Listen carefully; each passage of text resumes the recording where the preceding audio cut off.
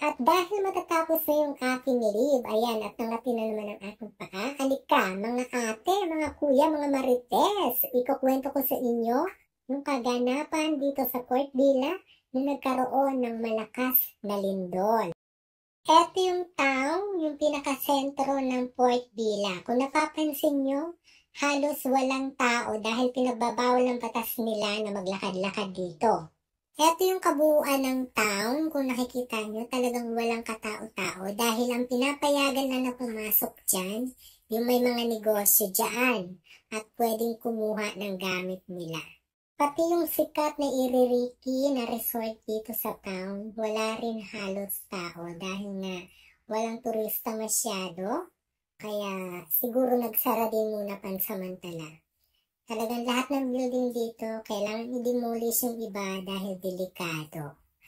At eto naman yung actual na video nung nagkaroon ng malakas na lindol dito sa Port Vila, ang 7.3 magnitude. Kung nakikita nyo, napaka-powerful talaga ng kalikasan. Talagang kung makauga ng lupa, grabe. Ganito kalakas yung 7.3 magnitude na lindol na tumama dito sa Port Vila. Pati maliliit na screen, kung nakikita nyo, yung mga bundok, talaga nagkaroon ng landslide nung time na yan. Dahil nga sa sobrang lakas ng lindol. Pati yung tao sa taas ng screen, ayan, hindi siya masyadong makatayo dahil nga sa sobrang lakas ng uga ng lupa.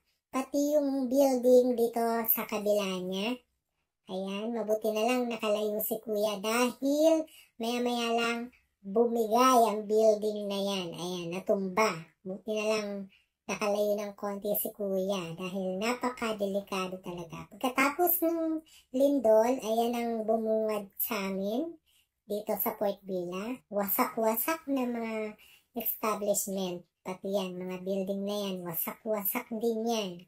Sira-sira talaga halos. Hindi na siya pwedeng pasukan ng tao dahil delikado. Ito yung butchery na binibilihan namin ng baboy.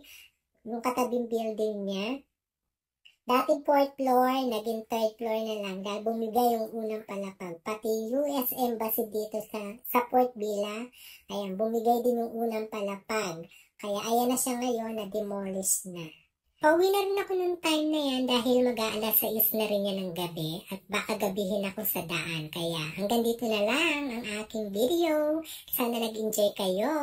Salamat!